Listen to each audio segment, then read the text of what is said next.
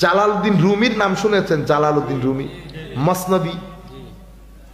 এই জালালউদ্দিন রুমি প্রথম যুগে মানে মসনবী লেখার আগে উনি ছিলেন বড় রূপ দবদবাওয়ালা আলেম।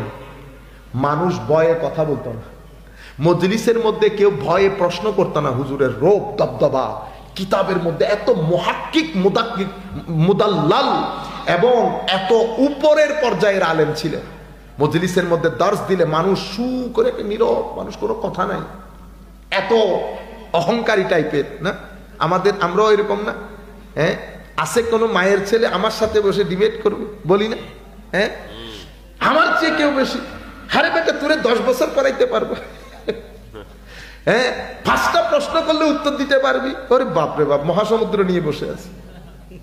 হ্যাঁ, ইন্নাল। এগুলা কেন হয় জানে? এলম আকল যখন কম থাকে তখন এই নফস গোঁতাগুতি করে, বল না বেটা তুই জানস, বল না বেটা তুই জানস, এই উপরে উঠে যায়। নফস বড় আজীব জিনিস। সারাদিন কাজ করবেন, অহংকার শয়তান ওয়াসওয়াসা ডালবে, অহংকারের জন্য অহংকার করে বরবাদ করে দিচ্ছেন সবকিছু। জালালউদ্দিন রুমি রূপ দবদবা। একদিন শামস তাবরেজ রাদিয়াল্লাহু আনহু, দেখছেন এদেরও সুহবত দরকার হয়েছে আল্লাহ ওয়ালা হওয়ার জন্য। শামস তাবরেজ আইসা বলতেছে এগুলা কি? কদুর এগুলা তুমি বুঝবা না, একই আন্দাজ না, কথার আন্দাজ একই না, এগুলো আপনি বুঝবেন না। আমি বুঝবো না? না আপনি বুঝবেন না। উনি নিয়েও কূপের মধ্যে নিক্ষেপ করছে। ও কূপের মধ্যে যখন নিক্ষেপ করছে ছাত্ররা পারে না শামস তাবরেজের গলা খাইয়া ফেলতে।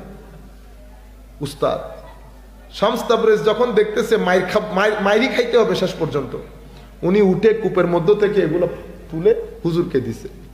হুজুর প্রথমে খেয়াল করে না, পরে দেখতেছে কিরে কূপ কোথায়, উনি কোথায়, কিতাব কোথায়। তখন উনি বলতেছেন এটা কিভাবে সম্ভব হল? এটা তুমি জানো না, এটা কিভাবে সম্ভব হয়েছে এটা তুমি জানো না। যখন কথোপকথন হচ্ছে সুহবতের মধ্যে এসেছে, তো শামস তাবরেজের সিনার ভিতরে তো নূরের সমুদ্র। তখন হুজুর জালালউদ্দিন রুমির ভিতর থেকে অন্ধকার আস্তে আস্তে সরে যেতে শুরু করেছে। যেই সরে যেতে শুরু করেছে, বাচ্চা আছে না, বাচ্চা, আমার ছেলে এই 15 মাসে এটা খাবে না, এটা খাবে না, এটা খাবে না, তো চকলেট নিয়ে আসছে, চকলেট দিচ্ছি খায় না। জালালউদ্দিন রুমি কিন্তু খেতে চাচ্ছে না, তো খায় না। জোর করে যখন মুখে একটু লাগাই দিছি, ও খোদা রে খোদা, আর কিছু খায় না। সে এখন ঘুরে ফিরে আমার আঙ্গুল দেখে, বুঝতে পেরে মজা লেগে গেছে। জালালউদ্দিন রুমির ভিতর থেকে যখন ওইটা সরতে শুরু করেছে, এখন উনি শামস তাবরেজকে আর যেতে দেয় না, হুজুর থাকেন। এখন উনি ওইটাই খেতে চান। কই গেছে দরজ, কই গেছে ছাত্র, না এখন ওই চকলেটের পিছনে পিছনে, চকলেটের পিছনে। 6 মাস থাকছে, থাকার পরে সিনাবর্তী যখন নূর, জালালউদ্দিন রুমি বলতেছে হায় হায় মৌলবী হারগিজ না শুদ মৌলায়ে রুম, তা গুলামে শামস তাবরেজ না শুদ। মৌলবী কখনো মৌলায়ে রুম হতে পারতো না, মৌলায়ে রুম মানে রুমের সম্রাট হতে পারতো না, যদি শামস তাবরেজের গোলামিয়ত এখতিয়ার না করত। আপনারা বুঝতে পেরেছেন? এই জন্য সুহবত জালালউদ্দিন রুমি ছিলেন, কিন্তু রুহের জিন্দেগি ছিল না।